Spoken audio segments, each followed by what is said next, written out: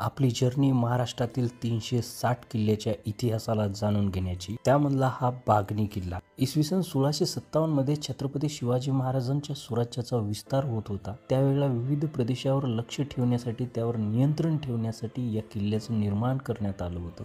हा किल्ला होता बांगनी, म्हणजे भंडारगड असेही म्हणतात या किल्ल्याला। म्हणजे हा एक लष्करी तळ होता। नुसता लष्करी तळ नसून स्वराज्याचे एक प्रचंड आणि गुप्त धान्य कोठार सुद्धा होते। इथे 11 हौद होते पाण्याचे। हा किल्ला पाण्यासाठी प्रसिद्ध होता, तरी सुद्धा या किल्ल्यावर पाण्याची टंचाई। हे कोडं मला समजलं। लोक म्हणतात की या किल्ल्यावरती एक प्रचंड मोठा असा खजिना लपलेला आहे, परंतु तो खजिना शापित आहे। म्हणजे या किल्ल्याची अशी ओळख होते मित्र, की हे स्वराज्याचं गुप्त धान्य कोठार होतं, सगळ्यात मोठं, जे आजपर्यंतही लोकांना माहित नव्हतं मित्र। आणि या किल्ल्याच्या सभोवताल जे आहे एक प्राचीन मंदिर सुद्धा आहे। येथील वास्तुकला पाहता असं वाटतं की हे मंदिर यादव काळातील असावं। तर मित्र, हा व्हिडिओ